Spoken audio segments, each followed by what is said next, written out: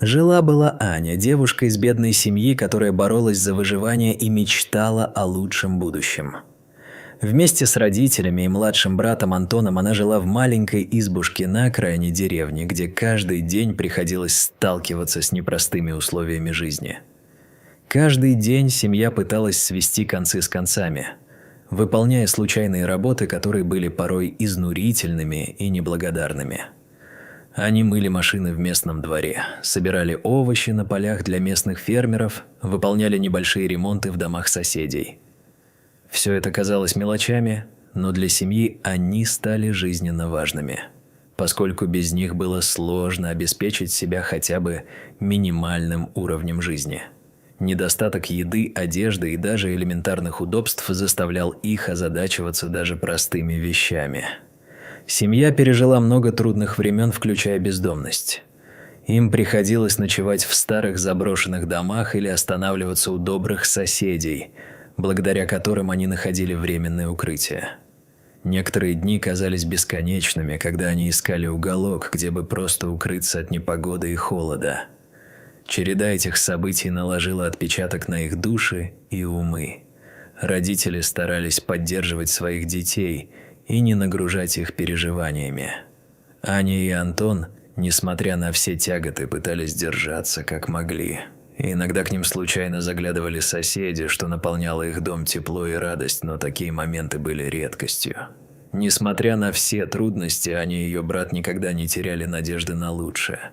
Родители, несмотря на свои лишения, были непреклонны и делали все возможное, чтобы дать своим детям образование. Они верили, что образование – это ключ к лучшему будущему и выходу из безысходности. Аня усердно училась, всегда стараясь на уроках. Несмотря на постоянное отсутствие необходимых учебников и материалов, она находила способы получить знания. Каждый раз, когда она смотрела на своих родителей, работающих в поте лица, ее сердце наполнялось желаниями. «Я должна сделать больше. Я должна изменить нашу судьбу». Когда пришло время, Аня заслужила стипендию, позволяющую ей поступить в университет. Для всей семьи это было большим достижением и настоящим светом в конце туннеля. Это означало, что у них появилась надежда на лучшее будущее, и, возможно, вскоре они смогут покинуть свою бедность. Аня покинула родной дом с чувством гордости и надеждой на светлое будущее. Ее брат Антон был полон восхищения и гордости за свою сестру. Он всегда знал, что она способна на большее, и теперь он гордился тем, что его сестра стала первой в их семье, кто получил возможность учиться в университете. Учеба в университете стала для Ани настоящим откровением. Это был совершенно другой мир, полный возможностей и перспектив, которых ей так сильно не хватало. Она открывала для себя новые горизонты и осознавала, что может многое сделать в жизни. Она усердно училась, получая хорошие оценки, и вскоре ее труд заметили преподаватели. По окончании учебы Аня устроилась на работу. Ее старания не остались незамеченными, и вскоре она начинала обеспечивать свою семью. Каждый месяц она отправляла деньги родителям, чтобы они могли купить еду и оплатить коммунальные услуги. За эти годы напряженной работы и учебы Аня поменяла не только свою жизнь, но и жизнь семьи.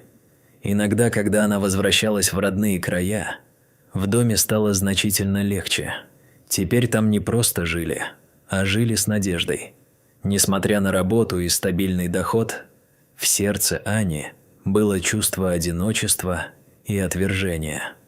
Как бы она ни старалась, мужчины ее избегали. Вокруг нее были как приятели, так и потенциальные ухажеры, но каждое их обращение в ее сторону было замысловатым, и Аня ощущала, что ее бедное прошлое отпугивает их. Она мечтала о любимом человеке и теплой семье, но отчаяние, с которым она сталкивалась, лишь становилось сильнее. Антон, ее брат, тоже страдал от теней своей судьбы. Дело не в его недостатках, а в упущенных возможностях. Они оба чувствовали себя отвергнутыми и одинокими в этом жестоком мире, где иногда казалось, что счастье обходит их стороной.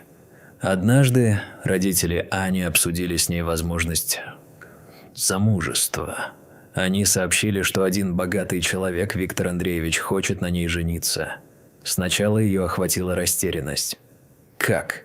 Замуж за мужчину, который мог бы быть моим отцом? Однако родители настаивали, что это может стать новым началом жизни для всей семьи. Виктор Андреевич предложил заботу и безопасность для них. Он был владельцем завода и многого другого. Его имя было широко известно, и о нем говорили только хорошее. Он прислал подарки, дорогие вещи, чтобы подчерпнуть свои намерения, и слово, обещающее стабильность и защиту для всей семьи. Это заставило Аню задуматься о своих привязанностях и необходимости принятия решения. Внутренний конфликт завладел ее душой. Она долго размышляла о своем будущем и о своих мечтах. Каждую ночь она думала о том, будет ли она счастлива с Виктором, может ли это быть спасение для ее семьи. Каждый раз, когда она смотрела на своих родителей, испытывающих трудности, понимала, что ответ на вопрос о замужестве для нее не так прост. Она была молодой, ее мечты еще были живы. Но как же быть с долгами, которые нависали над их семьей, как черные тучи в ненастную погоду? Аня хотела защитить своих близких, но страх перед неизвестным не оставлял ее в покое. В конечном счете она решила согласиться на брак ради семьи. Если это даст ей возможность обеспечить стабильность и здоровье для своих родителей, то, возможно, это был правильный путь. Сгруппировав свои сомнения, Аня поделилась своим решением с родителями. Они поддержались ее, пообещав помочь в любой ситуации. За ними стояла любовь и забота, которые они всегда испытывали друг к другу.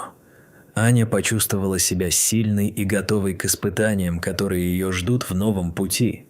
Можно было видеть в ее глазах решимость и смелость, которые содержатся в душе каждого человека, когда он сталкивается с вызовами и принимает судьбоносные решения. Когда Виктор Андреевич наконец-то приехал на встречу с Аней, она почувствовала легкое волнение внутри. Сначала она боялась, что он окажется жестоким и властным, но при встрече он удивил ее. Виктор оказался не таким, каким она его себе представляла. Он вежливо поздоровался с семьей Ани и начал разговор с добротой и мудростью, что слегка успокоило ее. Виктор показал, что он не только умный и успешный человек, но и действительно заботливый.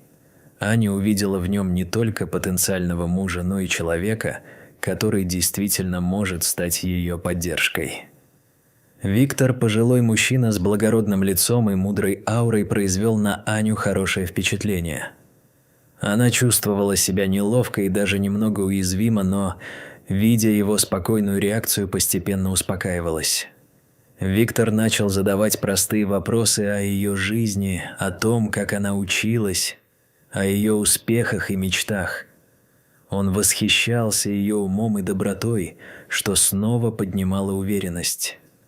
Аня была тронута его интересом к ее жизни, ее истории и ее struggles.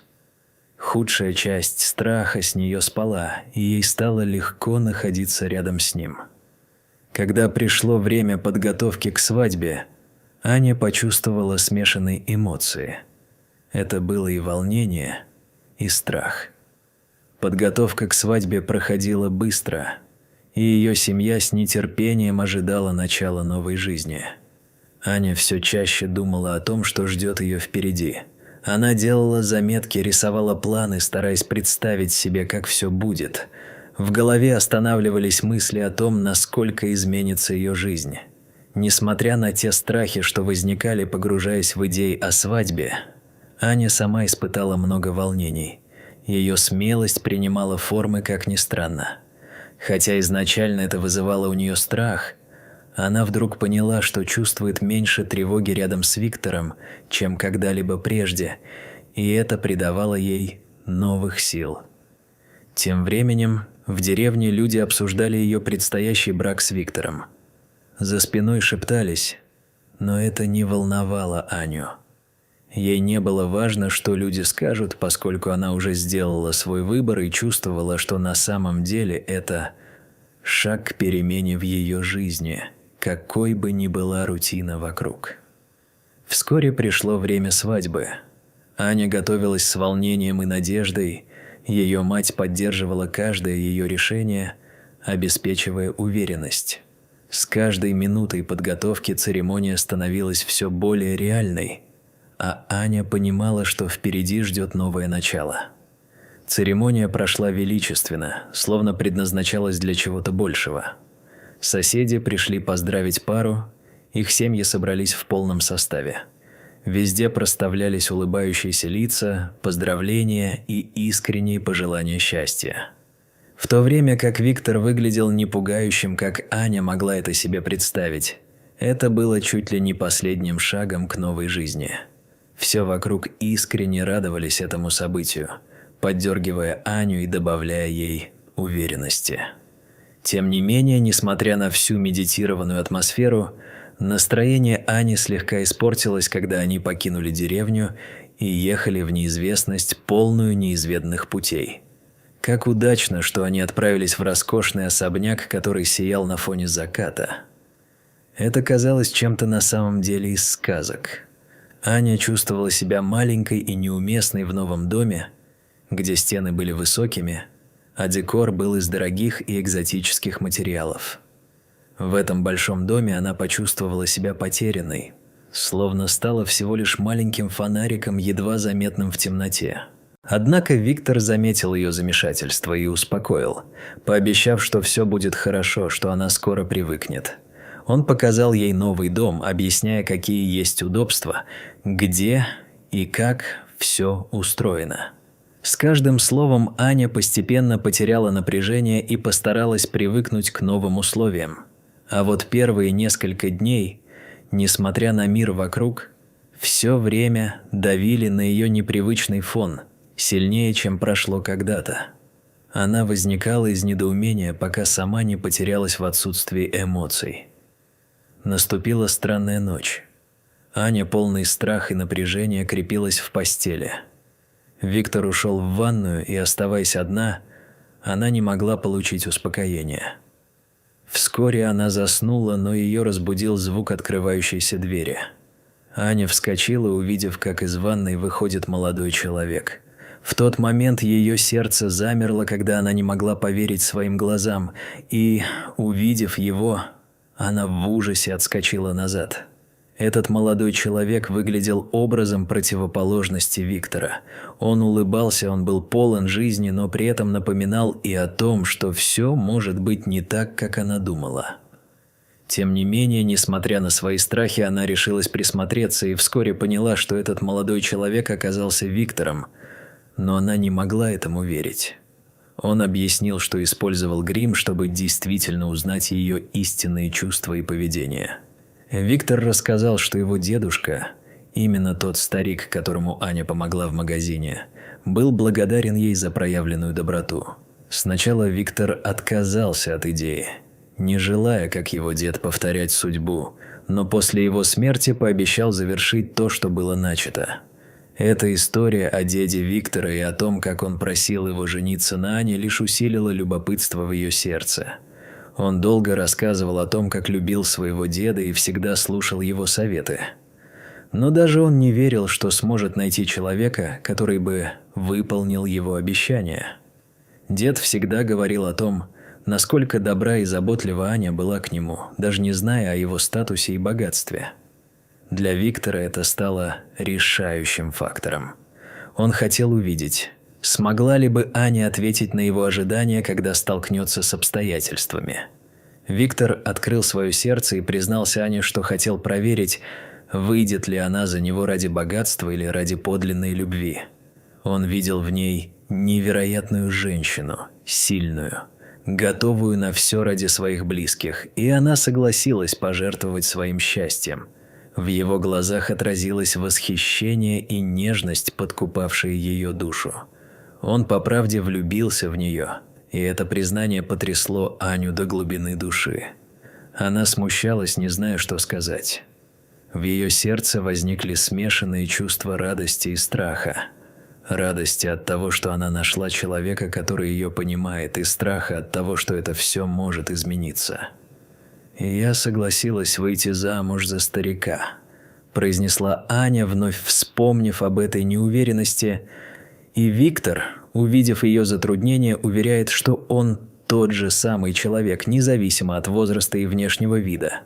В сознании культивировалась идея о том, что ее меньше привлекает его возраст, чем находящаяся в нем доброта и щедрость, и все эти сказания, пункты о доброте и преданности переполняли ее саму. Однако Виктор вскоре показал Ане, что все это действительно правда, и с визажистов святой кожи сняли, открывая ее настоящую правду. Когда Аня увидела истинного Виктора, молодого человека, за которого она вышла замуж, она не могла поверить своим глазам. Каждый новый слой искусственной кожи снимали с нее, открывая ее истинную личность, и в его глазах горело то самое тепло, к которому она и стремилась. С легкостью завоеванного сердца, преодолев страх, она бросилась в его объятия, излучая радость и уверенность, словно ее мечты наконец-то стали реальностью. Виктор обнял ее нежно, как будто защищая от всех бед и лишений, которые они могли пережить в будущем. Скоро Аня и Виктор решили окончательно рассказать родителям правду. Виктор пригласил их в центр деревни, где показал новый дом для родителей Ани, что добавило в их сердца такие же чувства, которые испытывал он сам. Он проявил не только заботу о своей новой семье, но и привлек их внимание к доброте, насчитывающей и много радости. Виктор также подтвердил, что он оплачивал лечение отца Ани, необходимое для операции в одной из лучших клиник страны. Этот жест удивил ее родителей, их сердца переполнились благодарностью, ведь они никогда не чувствовали себя под защитой, но теперь у них появилось новое начало. Аня поняла, что Виктор изменил не только ее жизнь, но и жизнь всей ее семьи. Этот мужчина, который не побоялся стать ее мужем и сделал их все для их благополучия, подарил им возможность новых начинаний и реальной заботы. Виктор поблагодарил Аню за то, что она, даже став женой, не изменилась, осталась собой. Аня осознала, что ее выбор оказался настоящим, и с Виктором они стали единой настоящей семьей, в которой любовь и забота стали главными приоритетами. Однажды они сидели вместе, вспоминая, как все начиналось, и чувствовали, что, несмотря на все трудности, которые им пришлось пережить, они стали сильнее, полнее и готовы принимать любые болезненные либо положительные перемены, шаг за шагом вместе, как одна из самых крепких семейств, которую знали.